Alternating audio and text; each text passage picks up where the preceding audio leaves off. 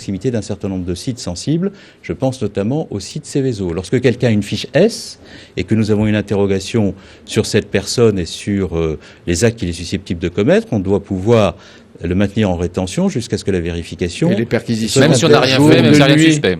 À partir du moment où nous arrêtons quelqu'un qui a une fiche S et que c'est une fiche qui témoigne du risque d'engagement de cette personne et qu'il faut procéder à des vérifications, si nous ne maintenons pas la personne en rétention, elle peut, après avoir été relâchée, procéder à des actes criminels. Donc il y a aussi des perquisitions de nuit. Et vous savez qu'il y a beaucoup de gens qui vous disent attention aux dérives et aux bavures. Mais dans l'équilibre sécurité-liberté, les perquisitions de nuit, on n'est pas en train de basculer là un peu avec ce texte? Je crois franchement que sur tous ces sujets-là, il faut revenir à la raison et regarder ce qu'est le contenu des textes. Bien. Nous souhaitons que les magistrats puissent avoir davantage de pouvoir pour conduire des investigations avec l'efficacité qu'ils réclament. C'est la raison pour laquelle... Après le rôle de la police.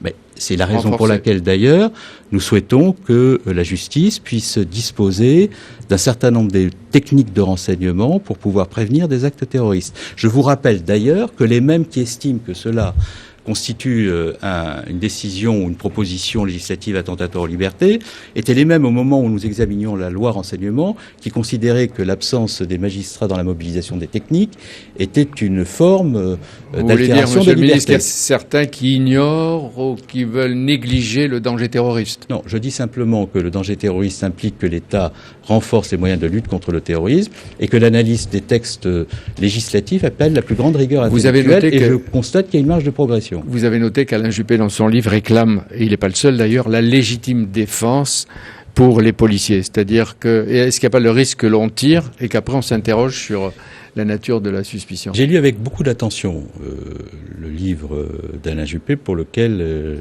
chacun le sait, j'ai énormément d'estime et de considération. Plus d'estime que pour Nicolas Sarkozy. Non, mais ne me faites pas dire ce que je n'ai pas dit. Je parle d'Alain Juppé. Oui. J'ai lu un certain nombre de propositions de son livre, et en lisant ces propositions, j'ai constaté que beaucoup de ces propositions avaient déjà été faites par la droite lorsqu'elle était au pouvoir et qu'elle s'était trouvée contrainte d'y renoncer parce qu'elles étaient inefficaces.